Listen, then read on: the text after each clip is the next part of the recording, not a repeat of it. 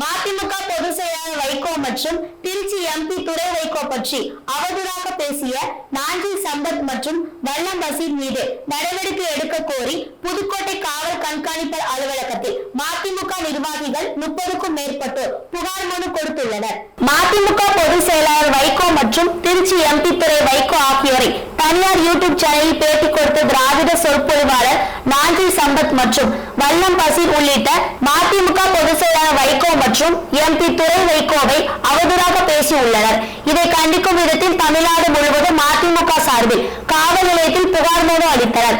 அதன் ஒரு பகுதியாக இன்று புதுக்கோட்டை மாவட்ட காவல் கண்காணிப்பாளர் அலுவலகத்தில் புதுக்கோட்டை மாவட்டம் மதிமுக மாவட்ட கழக செயலாளர் கலியமூர்த்தி தலைமையில் 30க்கும் மேற்பட்ட மதிமுக நிர்வாகிகள் நாஞ்சில் சம்பத் மற்றும் வல்லம் பசீர் மீது கடும் நடவடிக்கை எடுக்க வேண்டும் என கூறி காவல் கண்காணிப்பாளரிடம் மனு அளித்தனர். தொடர்ந்து செய்தியாளர்களை சந்தித்த புதுக்கோட்டை மாவட்ட அதிமுக மாவட்ட செயலாளர் கலியமூர்த்தி, நாஞ்சில் சம்பத் ஒரு கட்சியில் இருந்தவர் அல்ல எனவும், பல்வேறு காலகட்டத்தில் பல கட்சிகளில் பணியாற்றுபவர் எனவும், கொள்கை உடன்பாடு இல்லாதவர் எனவும், நாஞ்சில் சம்பத் போன்றவர்கள் அரசியலுக்கு ஏற்றவர்கள் எனவும், புதுக்கோட்டை மாவட்டத்திற்கு நாஞ்சில் சம்பத் வருவார், ஆனால் அதிமுகவினர் கடும் எதிர்ப்புகளை பதிவு செய்வார்கள் என தெரிவித்தார்.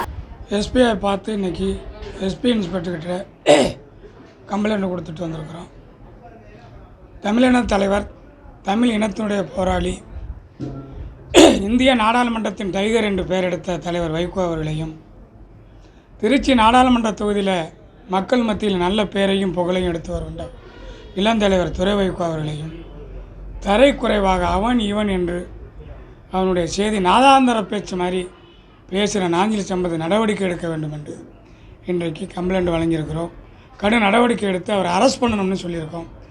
அரெஸ்ட் பண்ணலை என்றால் அடுத்து நாங்கள் கோர்ட்டு மூலம் போய் அவரை அரெஸ்ட் பண்ணுறதுக்குள்ள முயற்சிகளை புதுக்கோட்டை மாவட்ட மதிமுகவும் வழக்கறிஞர்களும் இணைந்து அந்த பணியை செய்வோம் என்பதை உங்கள் மூலம் தெரிவித்துக் கொள்கிறேன். சமீப காலமாகவே தமிழக அரசியலில் நாகரிகமே இல்லாத அரசியல், அது நாஞ்சில் சம்பத் மாதிரி பல கட்சிக்கு போன அரசியல்வாதிகள். அவன் நாதாந்தர பேச்சுன்னு அதான் முதலே குறிப்பிட்டேன். அவன் பல கட்சியில் யார் கூட கொடுக்குறான்னா அந்த இடத்துக்கு தகுந்த மாதிரி பேசுகிறார் நாஞ்சில் சம்பத்.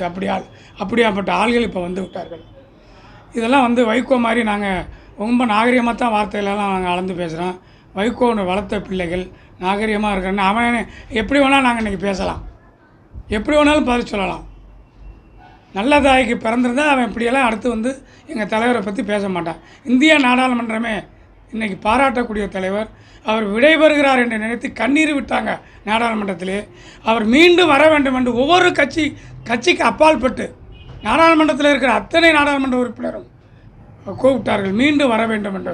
பிஜேபி கூட்டணிக்கு வந்தால் மீண்டும் நாடாளுமன்ற உறுப்பினராக தகுதிரன் என்று சொன்னார்கள். அதுக்காக வைகோ இல்லை. வைகோ